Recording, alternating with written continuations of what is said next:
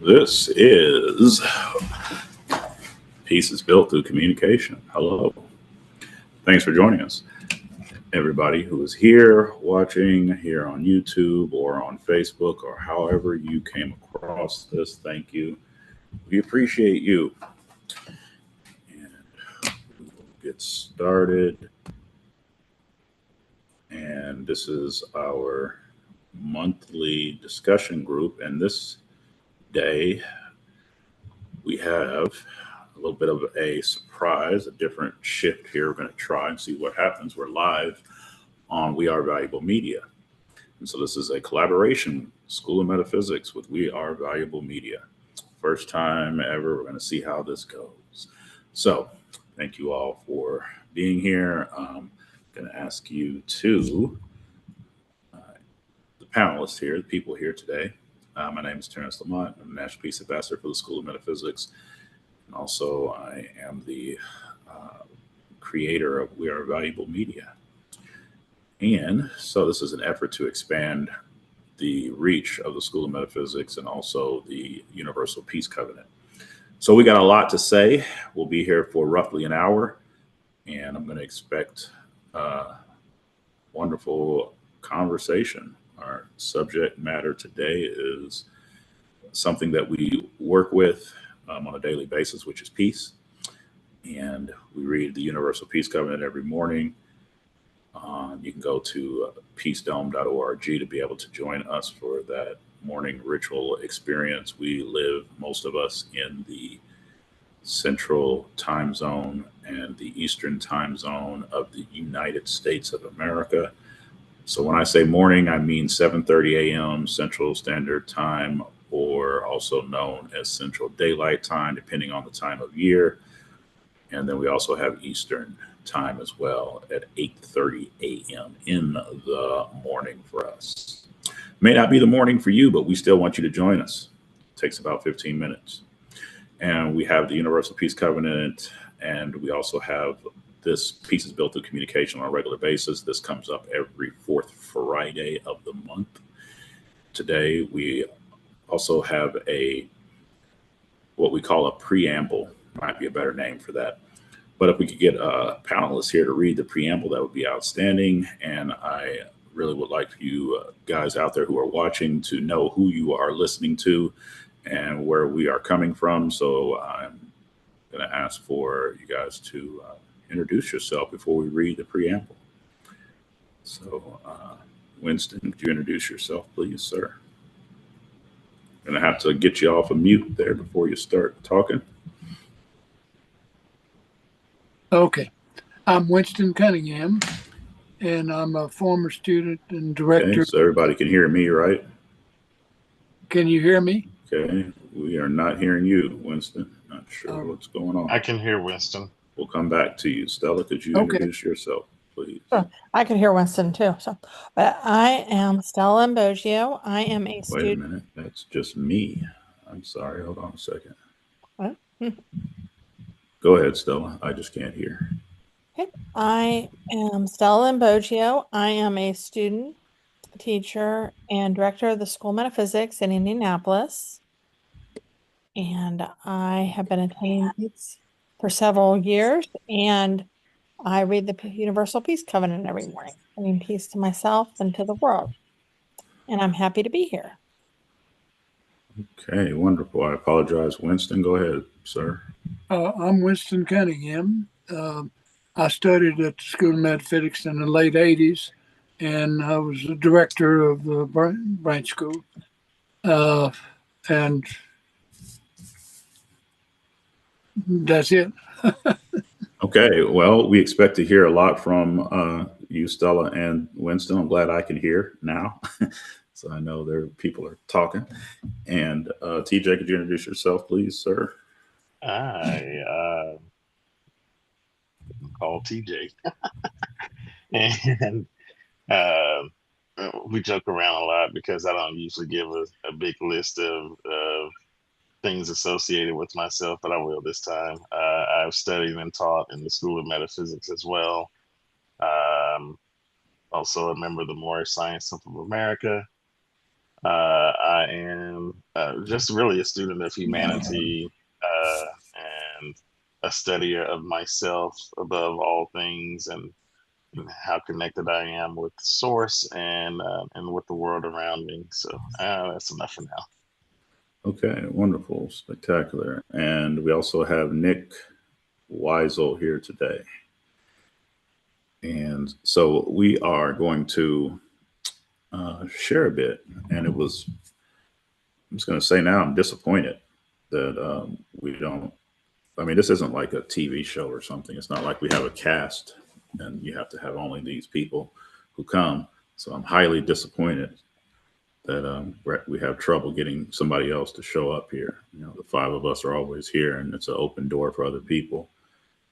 So if you keep watching, maybe you will be inspired to go to peacedome.org and join us for next month. Well, I'm outcast. Does that count?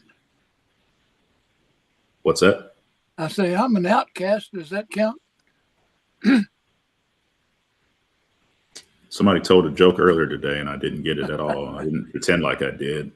So I ain't going to pretend like I get your joke. Okay. So,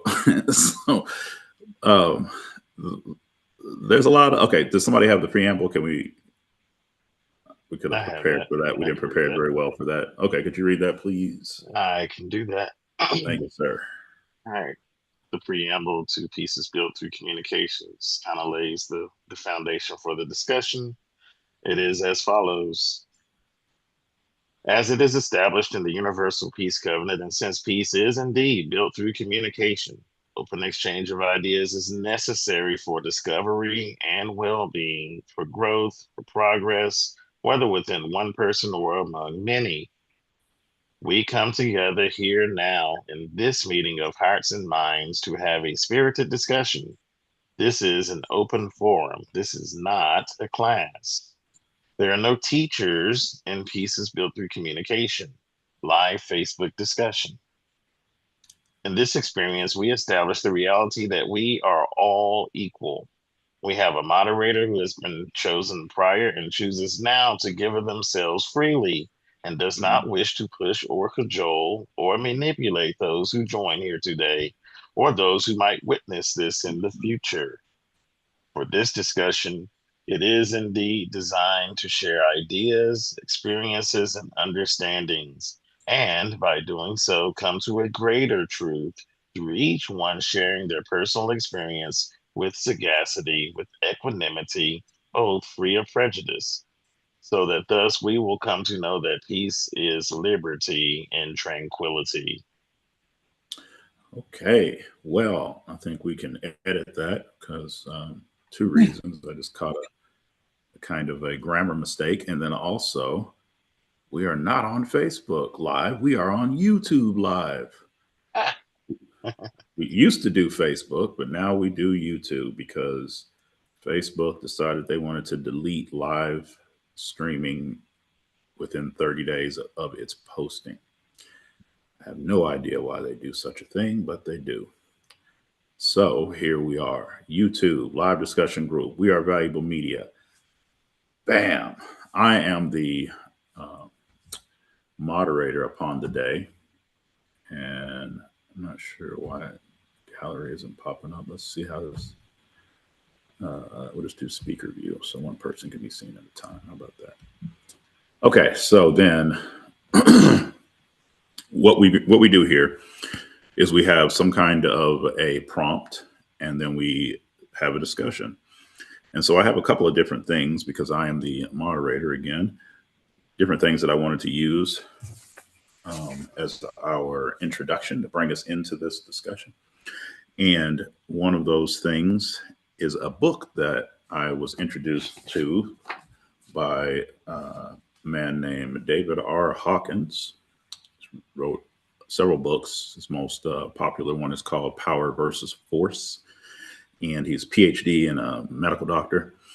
And listening to his description of what he calls the map of consciousness and many different books, he would use references and say, oh, you know, this is in alignment with what I'm trying to share and teach. And one of those things is a book called The Cloud of Unknowing. The Cloud of Unknowing, and it has an anonymous author. No one knows who he is, but it was during a time of Christian mysticism expansion. And so he is a Christian mystic, whoever this guy was. He speaks a lot about the ideas of Christianity from a mystical standpoint, from a more broadly spiritual standpoint, not such as would have been known and taught in the church around the 500s or so. And so his ideas were different, but his ideas were different than the church, but more in alignment, or perhaps absolutely in alignment with Christ's individual teaching, his actual teaching. And so I asked people to take a gander at that book, whereas I have not read it all. It's 117 pages roughly. I haven't read it all. I just read through it. I got the idea and I want to spend some more time with it. It's a very deep book. I know that everyone did not have a chance to read it, but did anybody here have a chance to look through it at all and have any ideas about what they read? I have that book. I read that a few times. Okay. What ideas do you get from the book?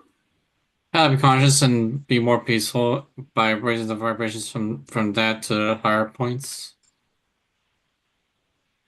Okay.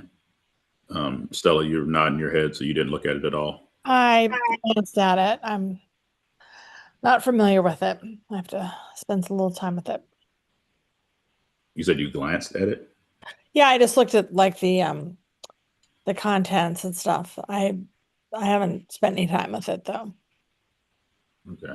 TJ, did you take a look at it at all, or not? I have. I've listened to quite a bit of it, and so I do have some thoughts to share about that. Okay. At some point. Well, you can just do it now if you just Okay. whatever. Yeah. Well, yeah, I appreciate it. Like you said, it was written from a Christian point of view, and so the language is pretty familiar to me.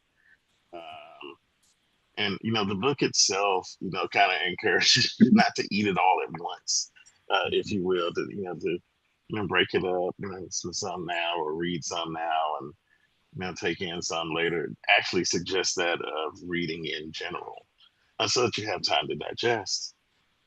But I've been trying, for a little while to try to determine what I thought it was versus what I've heard from it so far as to what the cloud of unknowing is. What does that mean?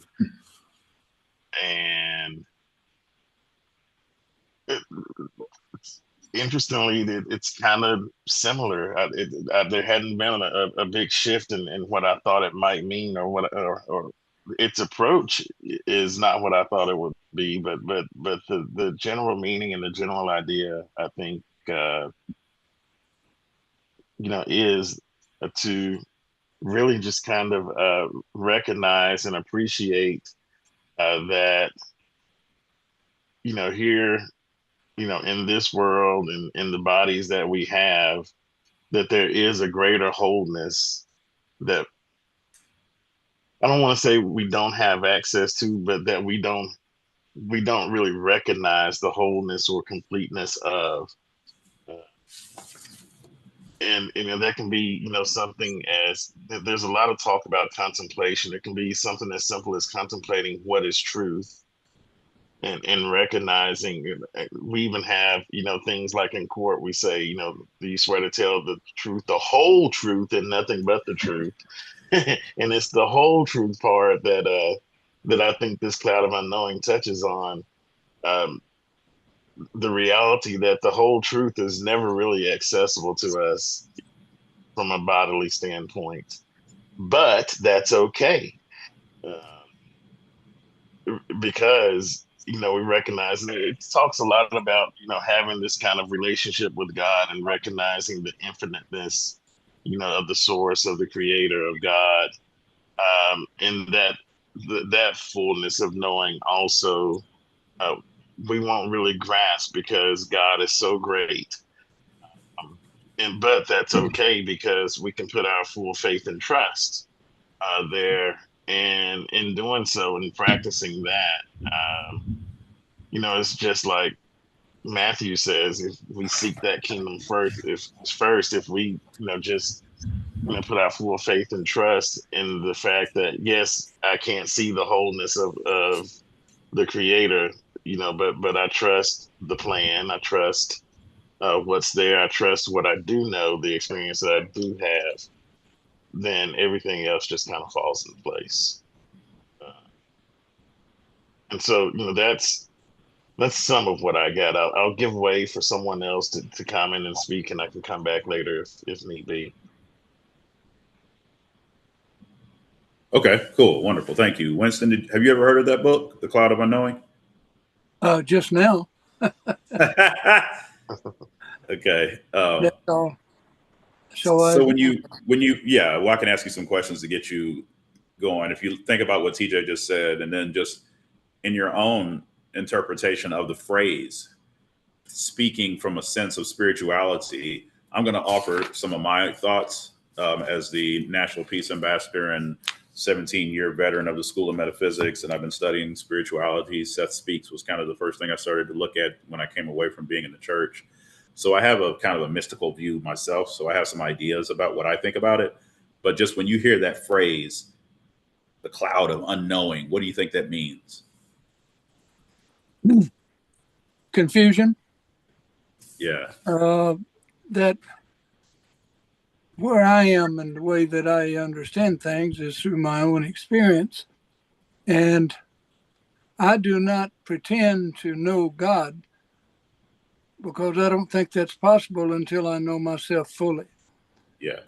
And so I'm focusing on not the lowest point of where I've been or the highest point that I think I can be, but I'm focusing on where I am and what I can get through my experience. What TJ was just talking about is that I don't do the blind faith.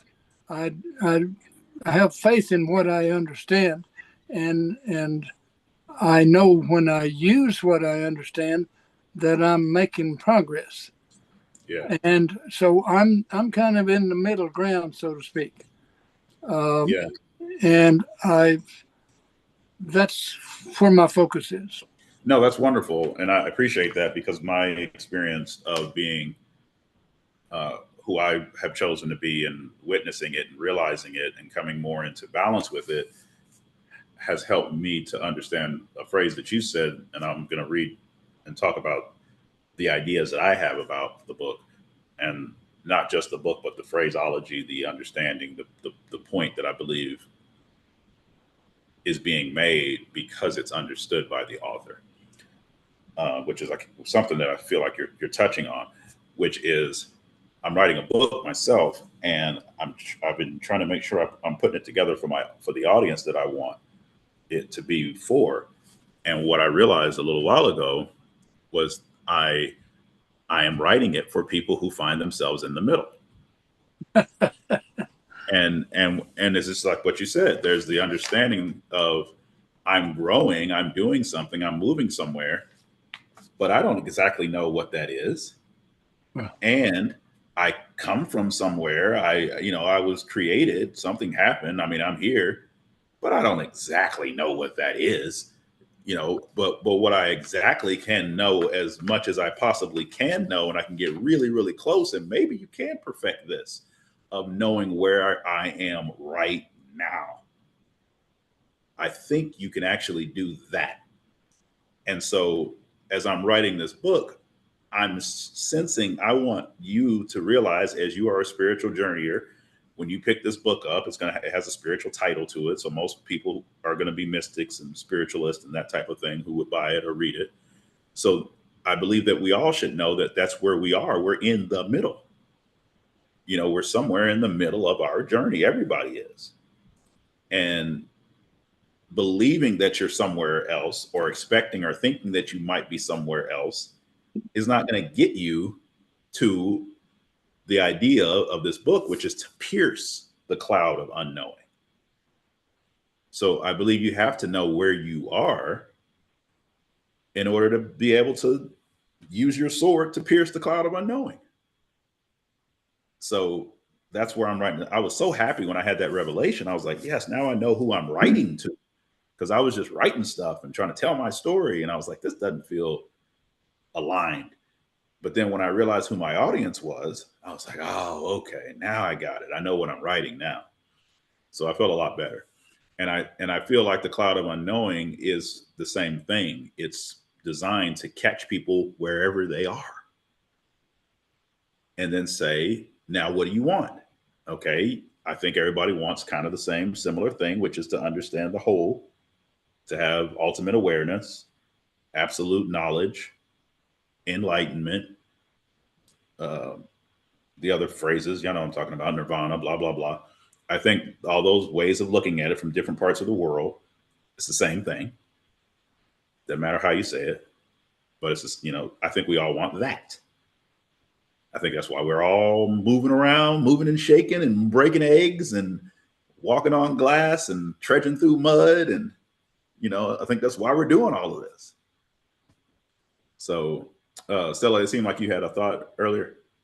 Yeah, I have not looked at that, but it's stimulated some conversations I've had about the soul. And even another group today, I was talking, or we were discussing like seemingly, tragic things that happen. Maybe a child dies or accidents or something. Well, why did this happen? Why would God allow that to happen? And just how many times we are looking at situations and circumstances just from our humanness, so to speak, our one little perception.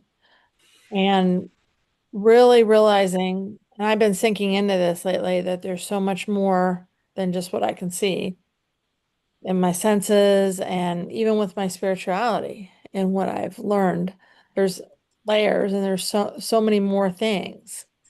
Mm-hmm. And I had a couple conversations last couple of days with people about that. So it's very comforting to me to sink into that, because sometimes I'll say, well, why is this happening? Or why didn't this relationship work out? Or why didn't this, or we say different things, certainly, obviously losing someone or seemingly early or anything like that will make us question a lot of things. So yeah, just the expansiveness of that. Yeah. And I know sometimes we might just say that in passing, but just really kind of sinking into that, just the vastness of the soul and what's really going on. Yes. And so what happens is that manifest in many different ways. Mm-hmm. And I am not prepared to pull up this picture, but I did share it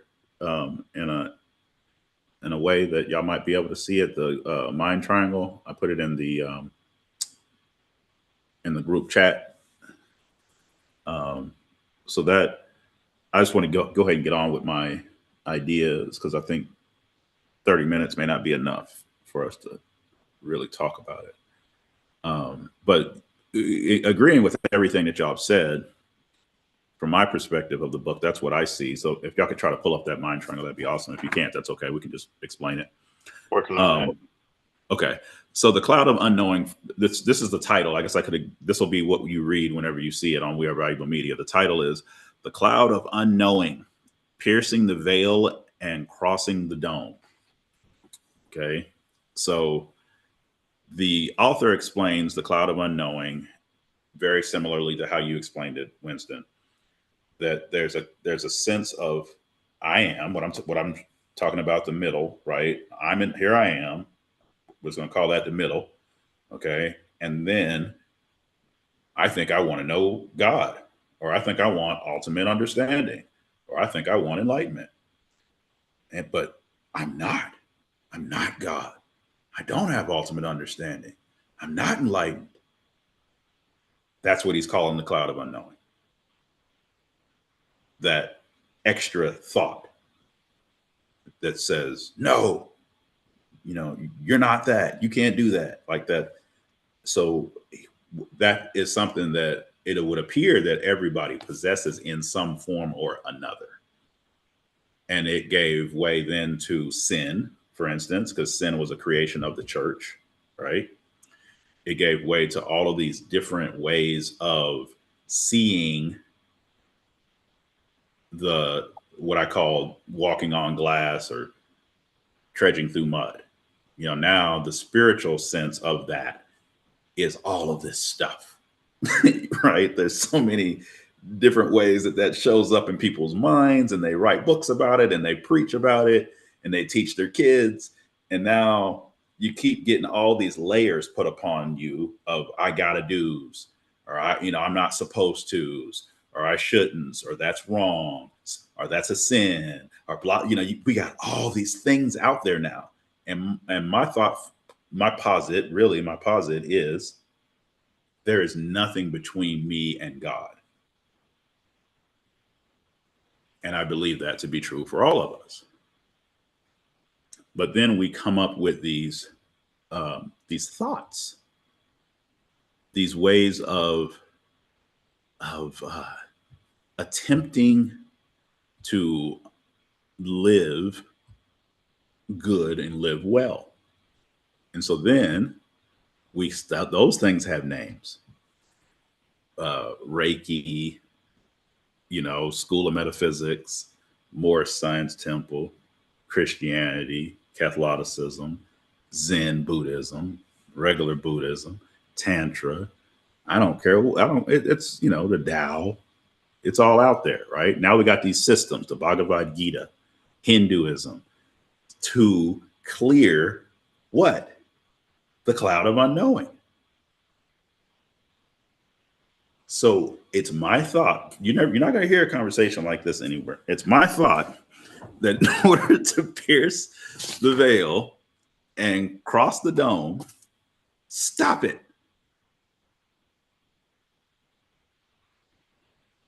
That's my thought. Stop the madness. Stop trying. Stop forcing. Stop expecting. Stop wanting. Just stop it. What do y'all think about that?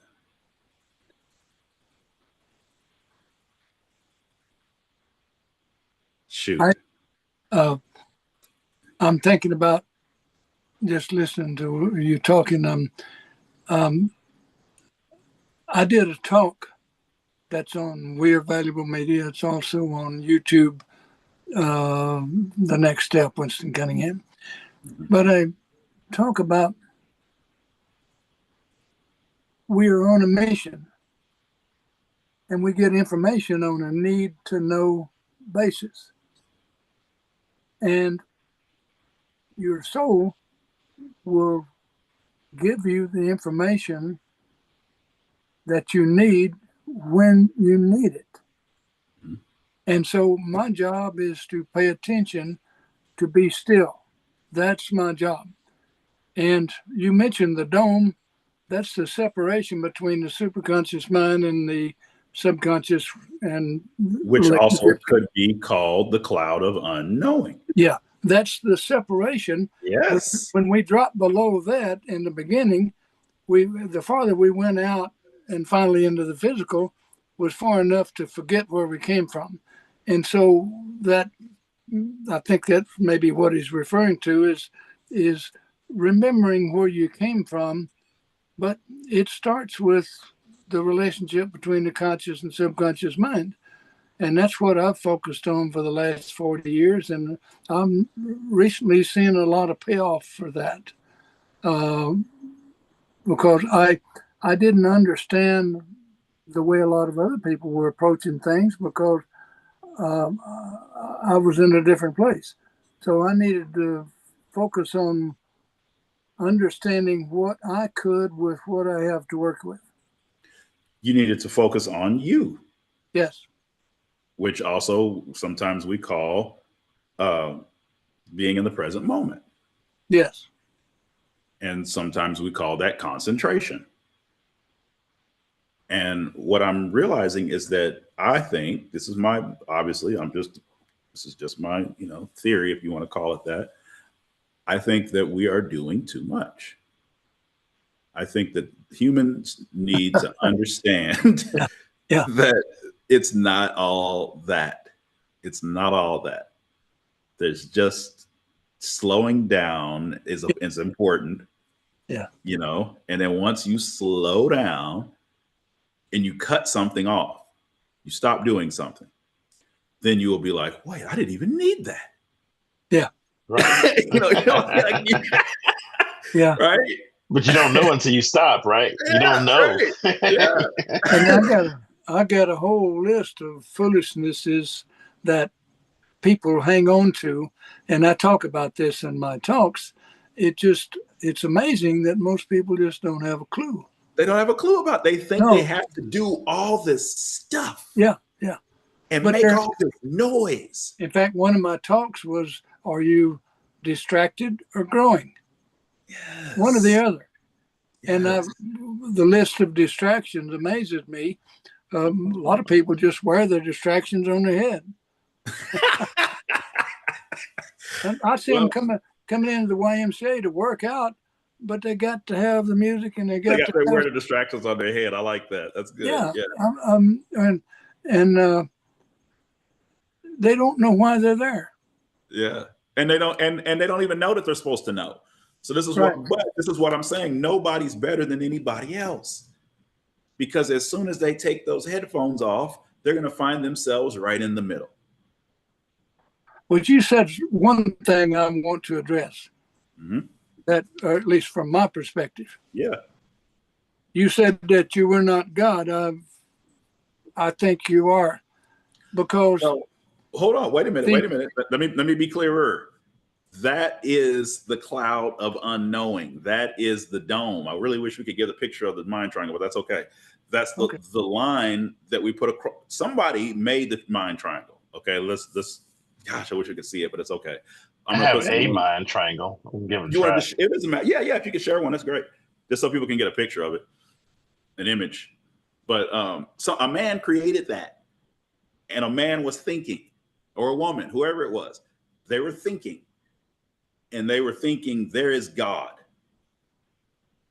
There's this thing, this arch creator, you know, this miracle working thing, you know, whatever, God, whatever, you know, all that, the absolute, blah, blah, blah, right? Okay.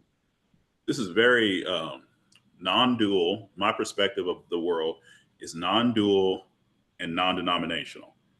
So I've studied a lot of things. I went to about 100 churches. I've set foot in 100 physical churches, you know, and I've talked to a lot of people about spirituality, Judaism, Hinduism, all kinds of stuff. So I'm speaking from all of that in my brain, right? All that stuff's in my brain that I'm trying to just make sure I'm being holistic in what I'm saying. I don't want anybody to think that because I say God that I'm a Christian or a Christian mystic or anything like that, or a Catholic. I'm not anything like that. I would barely call myself a metaphysician. The only reason I would say that is because all things I feel like that are spiritual fall under that definition, but not because of something you may go read like Plato's metaphysics. You may go read his book and think that that's what I'm talking about. Or you might think that's what the School of Metaphysics is about. And it is not, and I am not. But this mind triangle is something that was devised by students and teachers within the School of Metaphysics. And this line that we're talking about is the line up there between causal and mental. This long line goes all the way across. So a man created this mind triangle, or a woman, and when they created it, they thought to themselves, there is this absolute thing, God, but I'm not it. That's what I'm saying, Winston. Don't get it twisted on my words.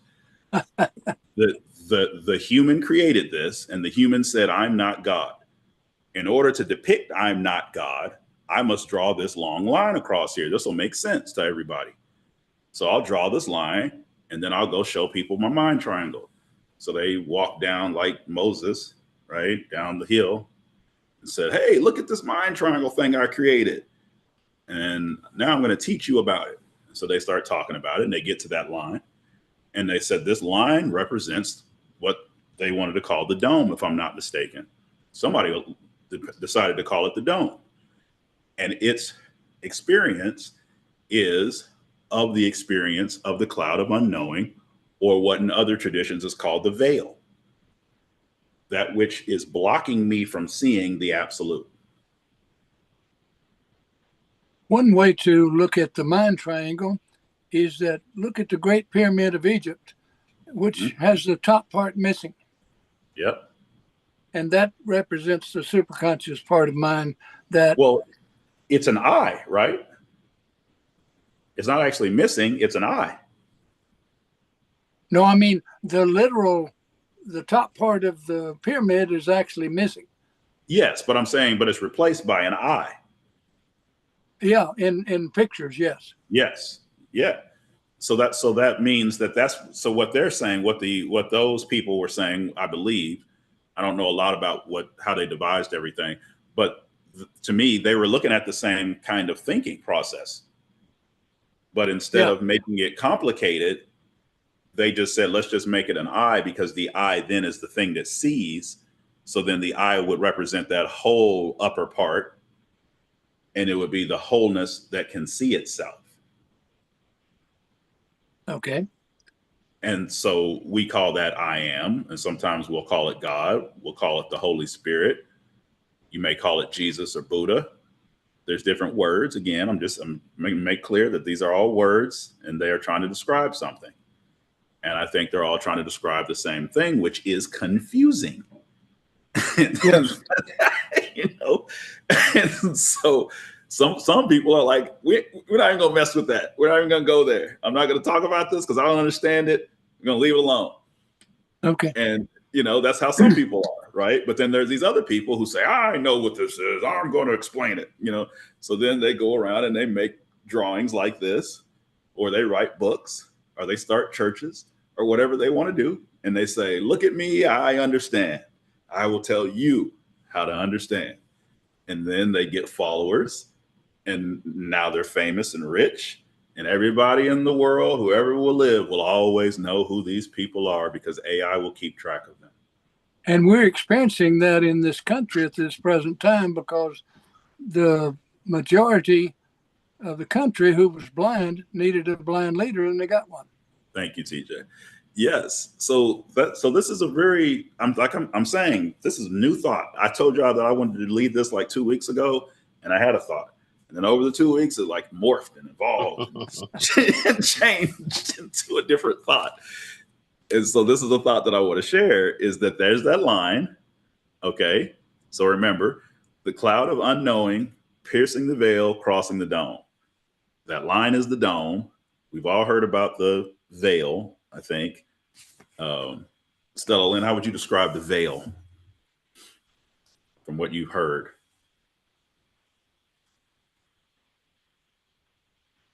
Well, it's kind of like a cloud as well. I mean, a veil, something that covers something. Like people will say the thinning of the veil. Mm-hmm.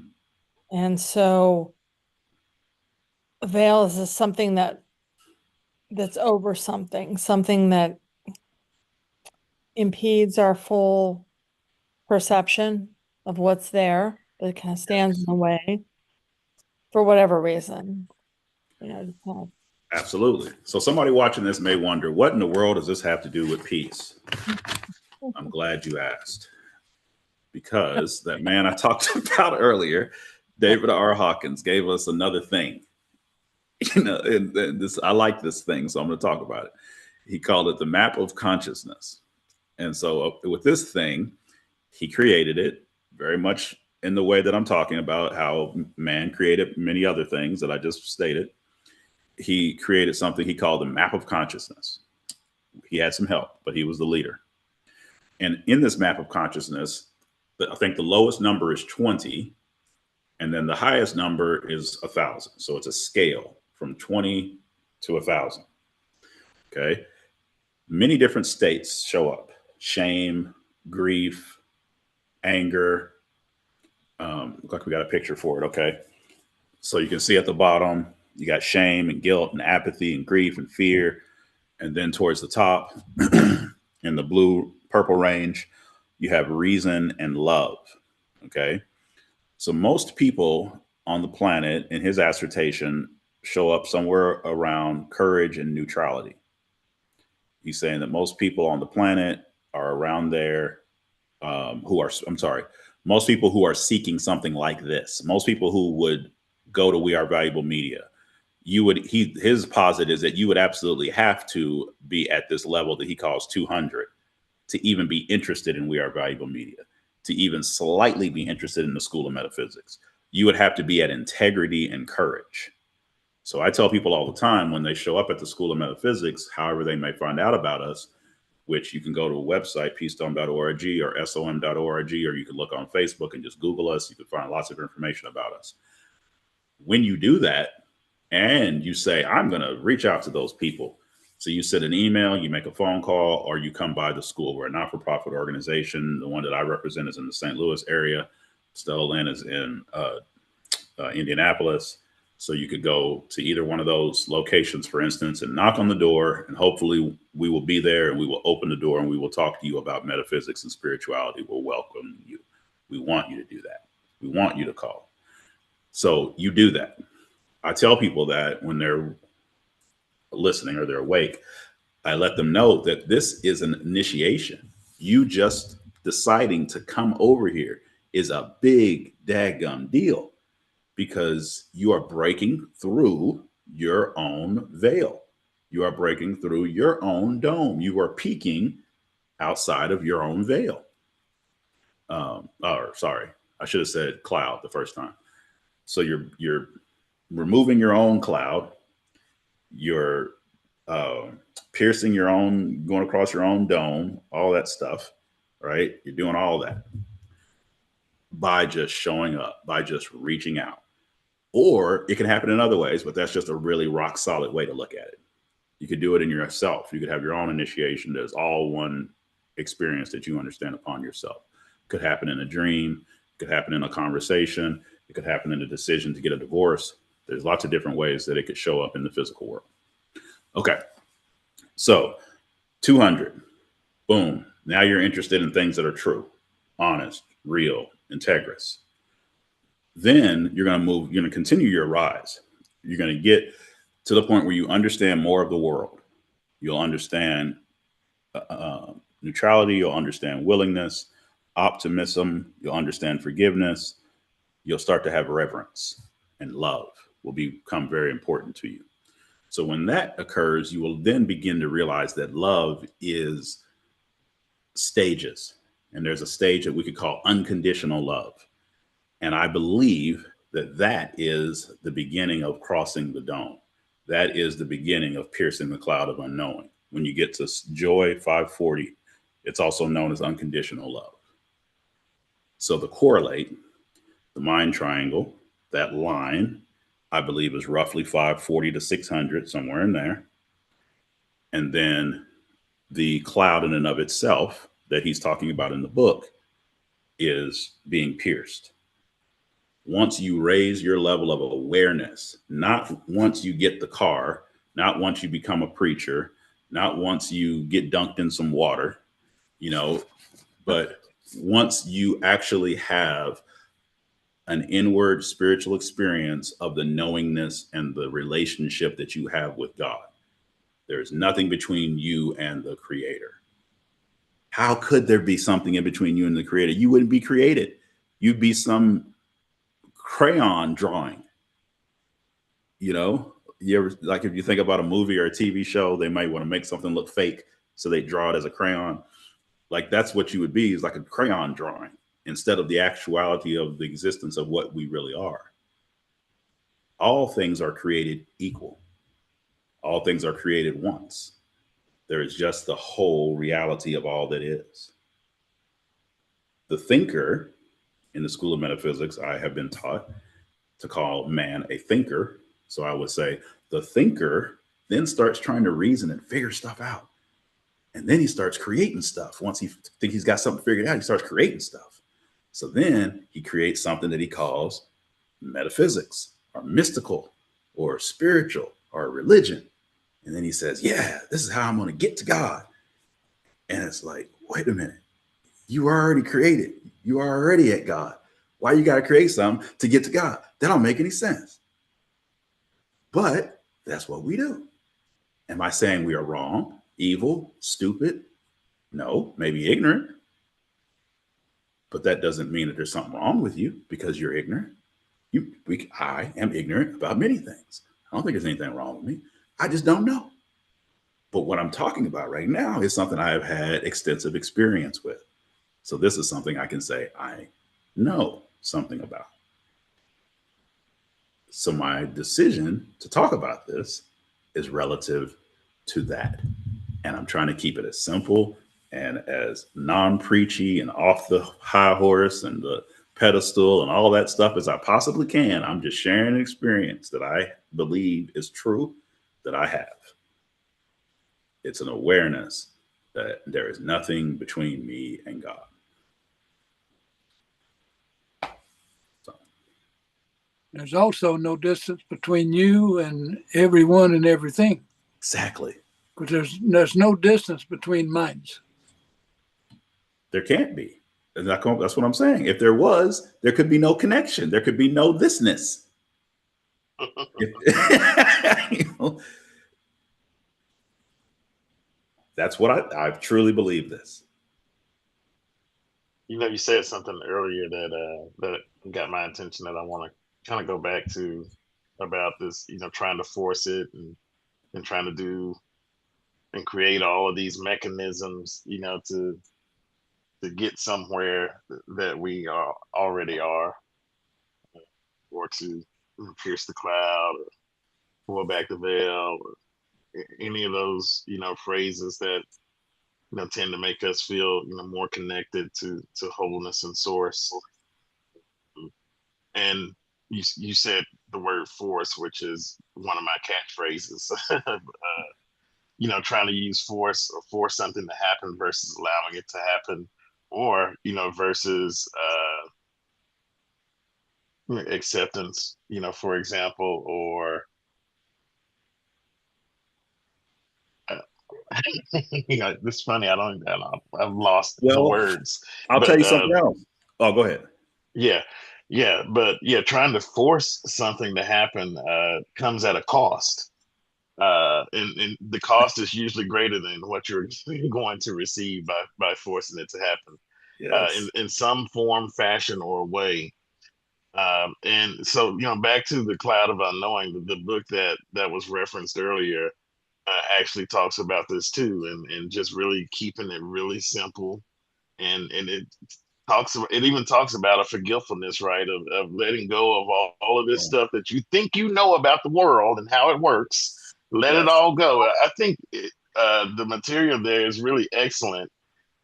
Excellent guide for a form of meditation where you let all of those things go and then receive what comes, because the connection already exists. You don't have to force it. You don't have to create it. You don't have to do anything other than stop, just like was mentioned earlier. Just stop and let it be.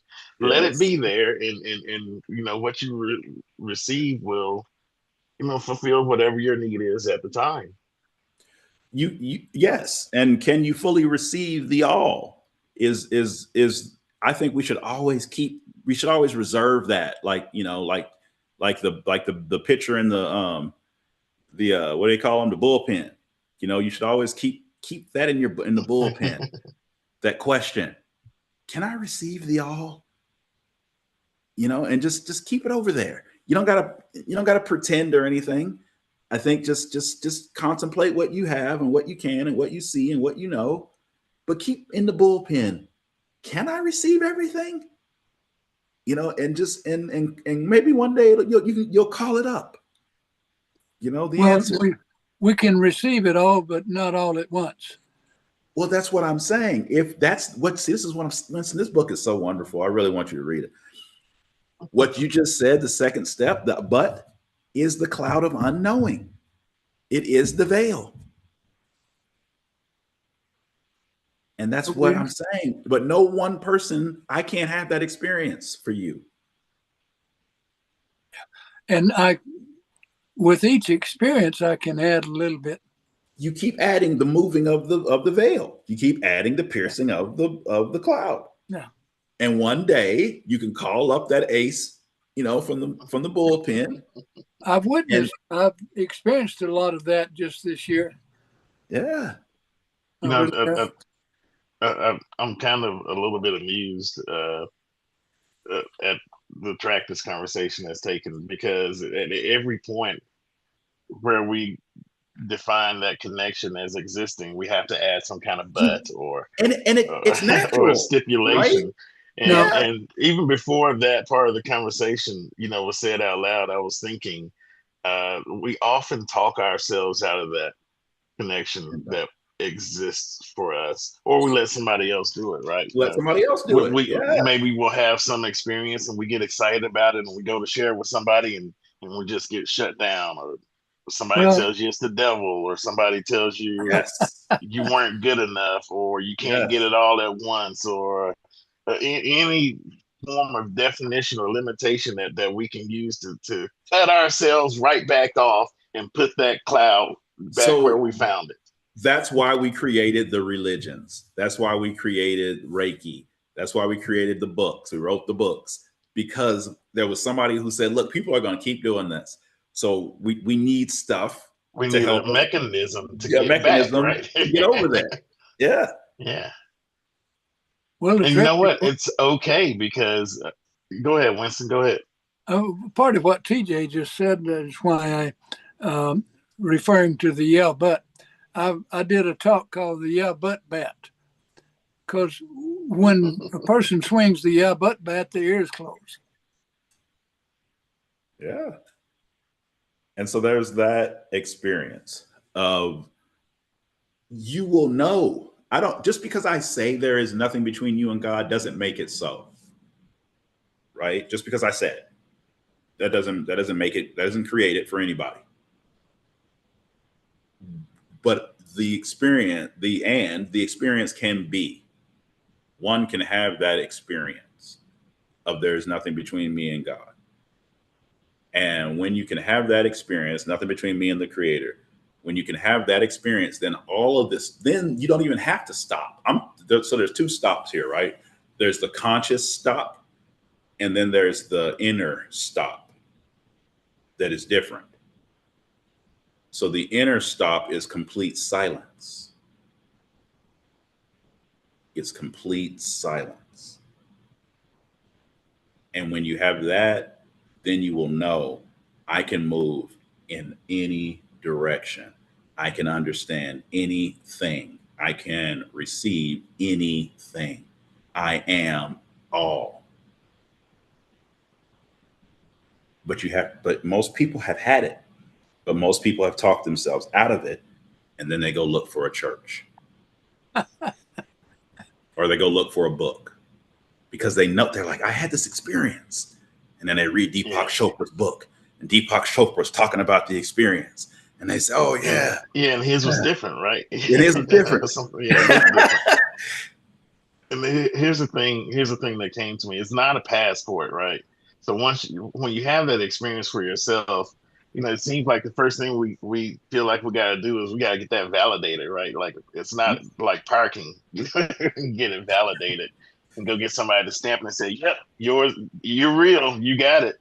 Right. It's yours, and it's yours alone. Always.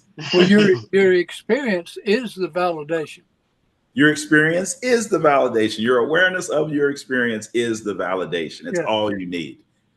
Before we depart, I want to say he talked about creating a cloud, TJ, that you mentioned. He said, create the cloud of forgetting in this book, The Anonymous Mystic. He said to start the process of developing the cloud of forgetting. And that's what we're actually talking about. And once you do create that cloud, like I said, one moment you will say, I don't need that, whatever that is. And then you realize you actually don't need it. And then, so that's the beginning of the forgetting. The cloud. Right, that's the letting go of all that stuff that you think you know. Doesn't mean it's wrong, and doesn't mean that it's not useful, but just set it aside for a moment, just let it go. And that gives you, space for something that you didn't realize was there. But you can't receive something else as long as you're holding on to the thing that you already got. So David R. Hawkins' last book he wrote several books, and the last one he wrote is called Letting Go, because that's what he realized himself. Well, one of Elvis Presley's early songs was I Forgot to Remember to Forget Her. Yes, exactly. So there's that, and so you see what you see what I'm saying. We can ascertain that Elvis had this experience of complete silence, but then he said, "I'm still alive. I got to live. I got to do stuff." And he's a musician, so what's he gonna do? He's gonna make a song. So he made a song about it. Like to hear it, here it go, right? So that's what we do as humans. That is our process. That is our creative process. You know what a song is? Or what music is? A song is talking in tune. That's all. Yeah, musical, melodic. Yeah, there's this song. I don't know the name of it. It's an '80s song, and this guy is just there is no singing. So I don't know. So what you're saying is super interesting. It's not really a song, but he says, he's like, I was he's like, I had this dream. This is the song. There's music, and this dude is just talking. I had this dream, and somebody who's watching this will know what I'm talking about. And he said that the horns start playing, but the horns play in the background, and I'm walking on the beach, and I can tap dance, but I can only tap dance when I have on these golf shoes, and he's just telling the story about this dream that he had, but there's music behind it, and it's just really, I hear it every once in a while on Sirius XM 80s channel. And that's exactly what he's doing. And that makes it a song, is because he's talking in tune and in rhythm with the music, even though what he's saying really makes no sense. It's just some crazy dream that he had. And he said, I got to do something with this. And so he made a song about it. Well, when a person is singing, they're actually talking in tune. Yes. The girl, he said, there's this girl on the beach who talks with her eyes. Oh. She says, do you see what I'm saying? Yeah. It's a really interesting song. It's super interesting. Somebody, like I said, somebody will know what I'm talking about. You can probably Google just that phrase and you'll probably be able to find it. But that's what it is. So, and then where is the rhythm, right? That's the question, is where am I on the planet? Am I in rhythm with this whole movement, with my movement as a soul? So real quickly, I'll read this. So then the question comes to my mind, what does it look like? Right? I'm sure the question is coming to somebody else's mind, like, this sounds real good. I like what y'all are saying, but how do I do it? What does it look like? Right? Okay. So for you who may be saying that, I have this explanation of a lifetime in Atlantis.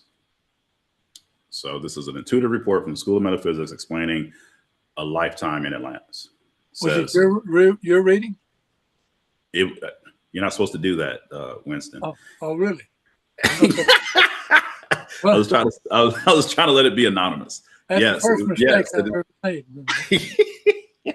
Yes, it is my reading. Okay, so it's a lifetime that I had in Atlantis, no longer anonymous.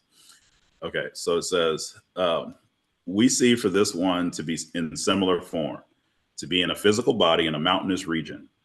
We see for this one to be within this region has found this one alone. We see for this one to understand this, to understand that this is the duty of this one, that this is the journey. For there not to be a resistance to where this one is finding the self, but for there to be a submerging the self within where this one is finding the self. For we see for this one to move about this region in a way that is not questioning, that is confident, that this one will be cared for, that this one will have the needs met. There is an understanding within the self that this one has been placed here and is moving in this way for a reason. We see for this to be a strong internal structure for this one. We see for this one to be physically capable of moving around and capable of caring for the self in a way that is sustainable. We see for this one to be capable of providing basic needs such as food, water, and shelter when those are needed. And then it says, we see for the day-to-day activities were an afterthought in relationship to the activity that was occurring within this one. We see for this one to continue in this way for some time, for this one to have been satisfied with each present moment. So that's what it looks like. And then from there, you will create and you will move about your experience in the way that you are meant to. But if you start to think, oh no, I did it wrong, somebody's not going to like me, whatever can come up like that, well, then you start creating more and more of a thickness to that cloud. So Let it go. peace is built through communication. The open exchange of ideas is necessary for well-being, for growth, for progress.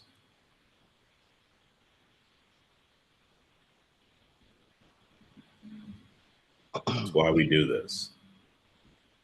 So if you listened all the way for this hour, you are an amazing person who is willing to listen. Thank you for being that amazing, willing person. I am Terrence Lamont Bellows, the National Peace Ambassador for the School of Metaphysics. Got Nick, Stolen, TJ, and Winston. We'll be back again the fourth Friday of October. Peace be with you.